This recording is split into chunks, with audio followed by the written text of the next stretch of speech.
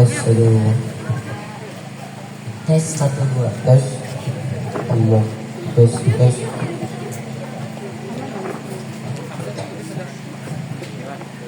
Tes satu dua. Tes satu dua. Peserta Musabaqah Syarhil Quran dengan nomor regu SQ114 menyampaikan syarahan yang berjudul Etika Berdemokrasi Perspektif Al-Quran. Silahkan. Bismillahirrahmanirrahim. Assalamualaikum warahmatullahi wabarakatuh. Waalaikumsalam warahmatullahi wabarakatuh.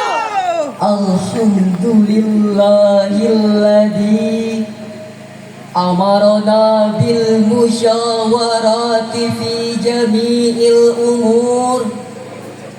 Alhamdulillahilladzi anzalal Qur'an hudalin nasi wa bainatin minal huda wal furqan.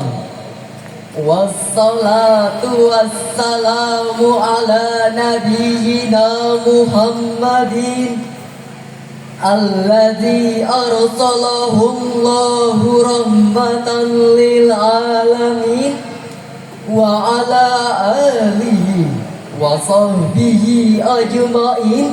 Amma ba'du. Dewan Hakim yang arif dan bijaksana, hadirin seiman dan sekeyakinan yang kami banggakan. The Economist Intelligence Unit, Divisi Penelitian dan Analisis Ekonomis Group yang berpusat di London, Inggris menyatakan Indonesia merupakan negara demokrasi terbesar ketiga di dunia setelah Amerika dan India. Hal ini diperkuat hadirin dengan data yang dirilis oleh Bappenas tentang capaian Indeks Demokrasi Indonesia tahun 2024 sebesar 81,87 poin yang mengindikasi tingkat demokrasi semakin membaik. Namun sayang hadirin, kualitas implementasi demokrasi Indonesia masih terhitung sebagai negara dengan slow demokrasi atau demokrasi cacat. Hadirin, tidak dapat kita pungkiri, esensi demokrasi tidak seutuhnya kita rasakan. Demokrasi sering dijadikan kemasan untuk memanipulasi dan kepentingan pribadi. Bukankah kita semua menyaksikan hadirin praktik kolusi, korupsi dan nepotisme tak kunjung berhenti. Money politik terus dilakukan para elit negeri. Kasus-kasus hukum berani dijual beli. Korupsi dilakukan demi memperkaya diri, Sedangkan rakyat hanya dibayar dengan janji tak pasti. Kekuasaan dibagikan berdasarkan jasa. Siapa yang beruang, dia yang bertata. Siapa yang dekat, dia yang dapat. Siapa yang kuat, dia yang menjabat. Jikalau kondisi ini terus dibiarkan hadirin, maka tatanan demokrasi akan luluh lantak dan kehidupan bernegara pun tak tentu arah. Prihatin dengan keadaan tersebut, hadirlah kami bertiga akan menyampaikan syarahan Al-Quran dengan judul Etika Berdemokrasi Perspektif Al-Quran. dengan landasan normatif Al-Quran, Surah Ali Imran ayat 159. أعوذ بالله من الشيطان الرجيم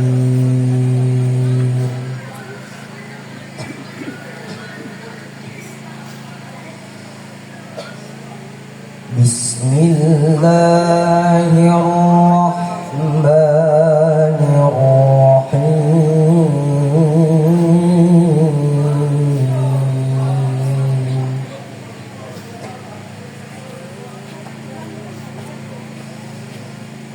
فبما رحمة من الله لنت لهم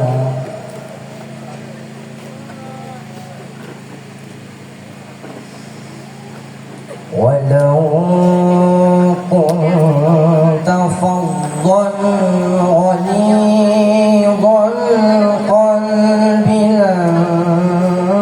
لانفضوا من حولك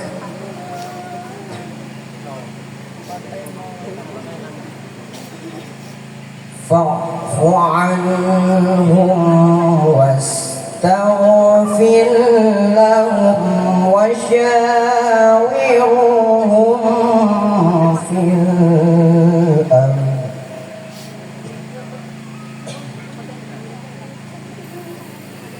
فإذا عزمت فتوكل على الله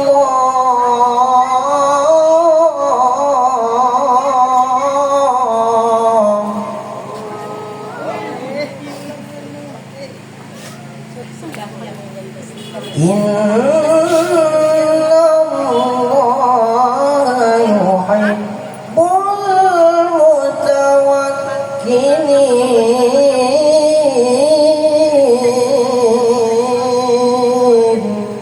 Aku berlindung kepada Allah dari godaan syaitan yang terkutuk dengan menyebut asma Allah yang Maha Pengasih, Pelimpah Kasih, Penebar Sayang. Maka berkat rahmat Allah, engkau Nabi Muhammad berlaku lemah lembut terhadap mereka. Seandainya engkau bersikap keras dan berhati kasar, tentulah mereka akan menjauh dari sekitarmu. Oleh karena itu, maafkanlah mereka, mohonkanlah ampunan untuk mereka, dan bermusyawarahlah dengan mereka dalam segala urusan penting. Kemudian, apabila engkau telah membuatkan tekad, bertawakallah kepada Allah. Sesungguhnya Allah mencintai orang-orang yang bertawakal. Hadirin seiman dan sekeyakinan yang kami banggakan, Syekh Profesor Wahbah Az-Zuhaili dalam tafsir Al-Munir menjelaskan ayat tersebut merupakan instruksi Allah tentang perintah bermusyawarah, karena sebagai bagian dari asas demokrasi. Indikasi kewajibannya terdapat pada kalimat wasyawirhum fil amr yang diawali dengan bentuk kalimat fi'il amr. Sedangkan kaidah usul fikih menyatakan al-aslu fil amr lil wujub. Pada asalnya suatu perintah menunjukkan kewajiban. Hal ini sejalan dengan tafsir Al-Muyassar karya A'id Al-Qarni. Beliau menjelaskan ay wasyawirhum fil umur allati tahtaju ila musyawarah, yakni bermusyawarahlah kalian dalam segala hal yang harus dipermusyawarahkan. Hadirin, kemudian timbul pertanyaan, bagaimanakah prinsip musyawarah di Indonesia? Alhamdulillah hadirin, musyawarah menjadi salah satu dasar dalam berdemokrasi di Indonesia. Sebagaimana termaktub dalam sila keempat Pancasila yang berbunyi, kerakyatan yang dipimpin oleh hikmat kebijaksanaan dalam permusyawaratan perwakilan.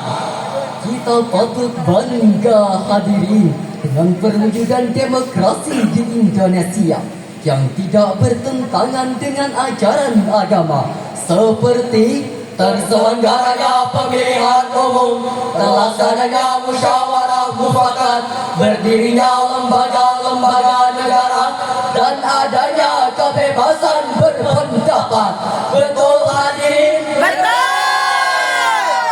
Namun sayang hadirin, yang menjadi ironis dan memprihatinkan, menurut pengamat politik Pius Sugeng Prasetyo, di pemilu 2024 yang lalu, nilai demokrasi mengalami degradasi. Hal ini dibuktikan dengan munculnya 205 kasus pelanggaran terberat di antara semua pelanggaran pemilu.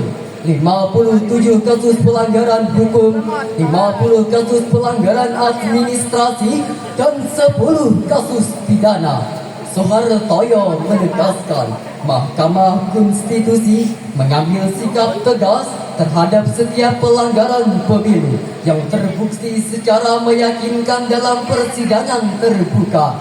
Hal ini hadirin merupakan pukulan telak untuk kehidupan berdemokrasi di Indonesia.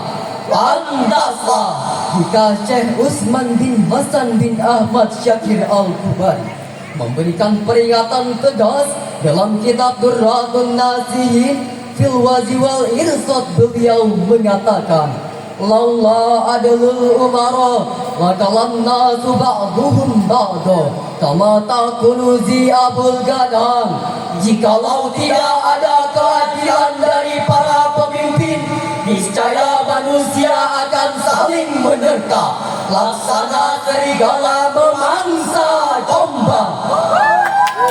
Itulah sebabnya hadirin, untuk mewujudkan demokrasi yang sejati dibutuhkan pemimpin yang adil, pemimpin yang tidak mengkotak-kotak keluarga, pemimpin yang menghargai perbedaan, menerima kritikan, bahkan menjadikan semua elemen bangsa satu kesatuan.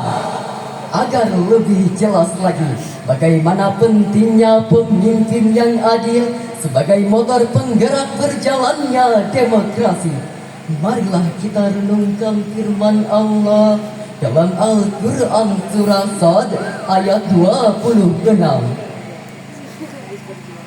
Ya Daud, inna ja'alnaka khalifatan fil ardi fahkum bainan nas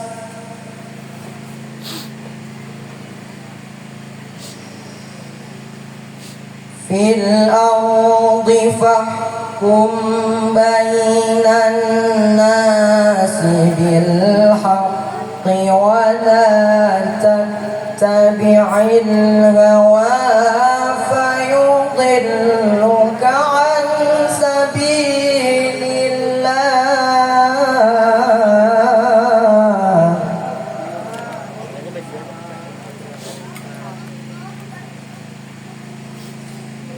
Innal ladzina yadhilluna an sabilillahi lahum adzabun syadid.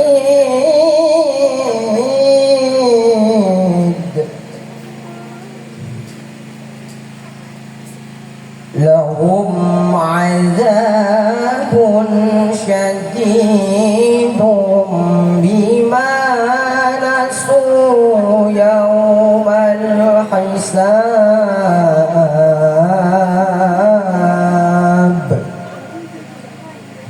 Sadaqallahul azim. Wahai Daud, sesungguhnya kami menjadikan khalifah di bumi. Maka berilah keputusan perkara di antara manusia dengan hak. Dan janganlah mengikuti hawa nafsu, karena akan menyesatkan engkau dari jalan Allah. Sesungguhnya orang-orang yang sesat dari jalan Allah akan mendapat azab yang berat, karena mereka melupakan hari perhitungan. Maha benar Allah dan Maha Agung dengan segala firman-Nya.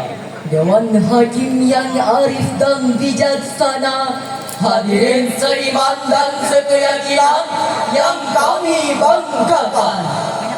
Profesor Wahbah Az-Zuhaili dalam tafsir Al-Wajiz menjelaskan ayat tersebut merupakan gambaran Allah kepada Daud tentang prinsip-prinsip hukum yang harus diajarkan kepada manusia.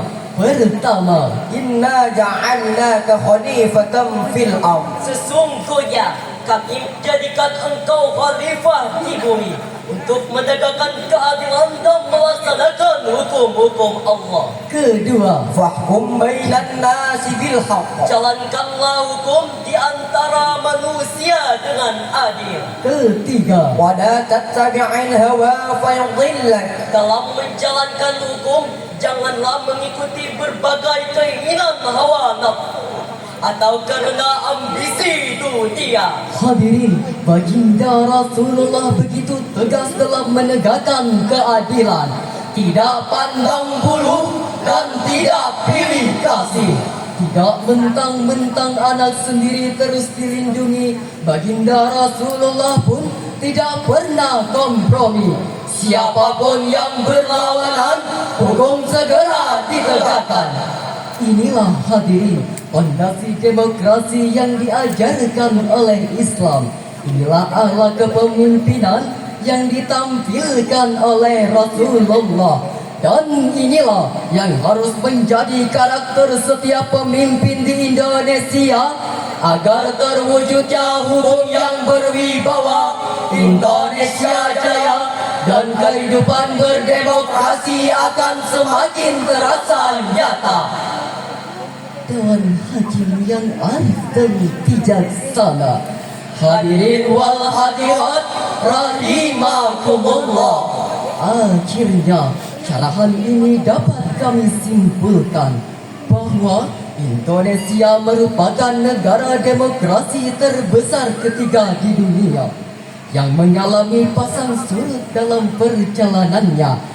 Tetapi hadirin, sebagai bangsa yang tangguh, kita harus terus mewujudkan demokrasi yang sesungguhnya, karena prinsip dasarnya sudah terdapat dalam Al-Quran, yaitu musyawarah dalam mengambil keputusan, menghargai perbedaan, serta lahirnya pemimpin yang mampu menegakkan keadilan. Sekian, demikian, dan terima kasih. Kesiring laut melihat dermaga, dan pada gagah melompat, hari belajar setulus jiwa. Kota baru hebat, generasi Qurani semakin kuat. Assalamualaikum warahmatullahi wabarakatuh.